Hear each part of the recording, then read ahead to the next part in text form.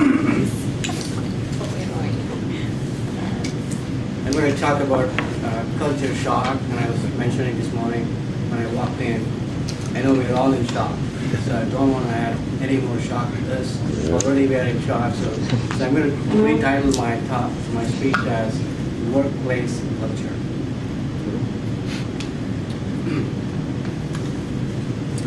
In June 2012, my wife and I were talking, and then I mentioned to her that I have an job offer from DWR. And she was going to say, DWR, is it Davis Waste Removal? No, it's the California State Agency, Department of Water Resources. As soon as I said that, so she's like, you will not survive. So you want to think about this. I'm like, thank you, that's a lot of encouragement. So I thought about it, and then I decided to accept the offer, and I joined the DWR, and as a state employee. I started working, and I had a culture shock. It was a work culture. It was not social, not economic. It was all related to the work culture. How things were done, how people think, what values they work on. It was all a shock for me. I worked for private industry for 23 years before I accepted this offer. The culture that I was used to is working long hours. You start at 7 a.m., you work till you are tired. Or you go on weekends, and nobody asks why you're going, as long as you get your work done. We always work against a deadline, and then if you're not done, there is a job at the line. You may get fired. There's a fear that you get fired. Continuous improvement was on the top of the list as part of the work culture. Because we've got to find ways to continually improve what we're doing that adds to the efficiency, productivity, and so on. And also, the best performers in this work culture are always rewarded. Higher bonuses, you get promoted, you move to another office. And one thing I did like from my culture, work culture with private industry is it taught me that when I'm hiring a person, I should look for someone who is smarter than me. So that's the principle I always carry with me. I started working here, it's all different. It's all laid back. Hey, we only work 8 hours a day. We don't work more than 8 hours a day. Weekend, what's weekend? We got work to do. We're golfing, we're kayaking, we have family. We need to balance our work and life. That's part of our value system. Never thought about that. I thought my whole life, work is life, right, and it's a different perspective. Long hours, I said, no, that's not one. Best performers, they're not going to need you for at all. All the person may go, oh, good job, that's it. There's nothing beyond that. And leadership, like, what is that? You don't really care. So as long as you get the job done, that's fine.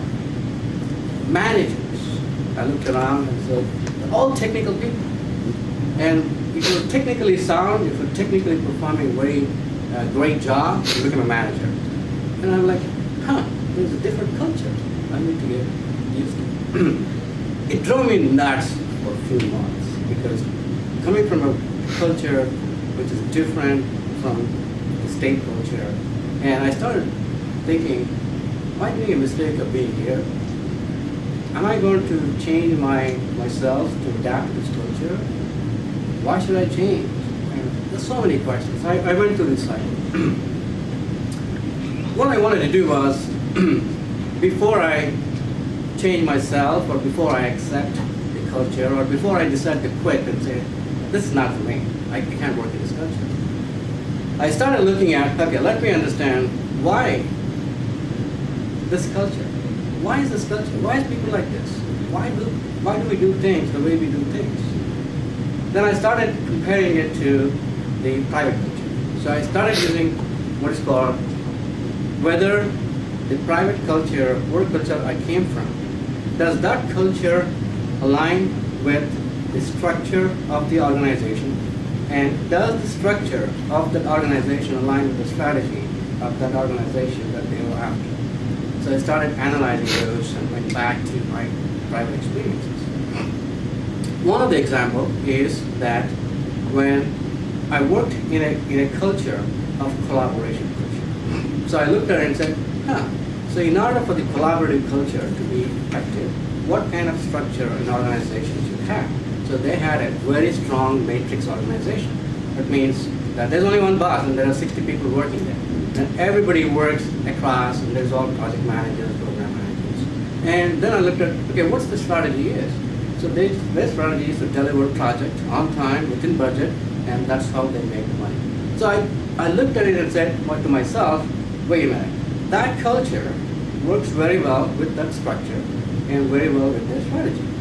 Then I started thinking about, okay, what is our strategy as DWR? And what is our structure? And what is our culture? So I looked at our culture. Our culture is at a very high level, it's called control culture. We're control freaks. So we have created a structure within an organization which is very hierarchical. Okay, so we have engineers, associates, seniors, we have senior supervisors, we have supervisors, we have principals. We created this hierarchical culture of a structure. And whatever the lowest person on the chain is doing, the top person on the chain knows. That means this information keeps going up all the time. I said, oh, that's very interesting. Is it really productive? Is it really efficient way to do it? The only answer I got was to look at what's the strategy. Where is our liabilities lies in? So we're a state agency. We are funded by the taxpayer, sometimes on the water contractors. We serve the people of California. We have a lot of money. There are a lot of lawyers are out there to get us so that they can make more money out of us. And when I looked through all these elements, it made perfect sense to me. The way we are and how we are, the way we operate. Our culture of control is perfectly aligned with the hierarchical structure and also the strategy that we are an agency and we serve the people of the California state. I believe there's nothing wrong with the culture that I work in, even though it is different, but there's nothing wrong, and I'm very proud to be part of this culture. Thank you.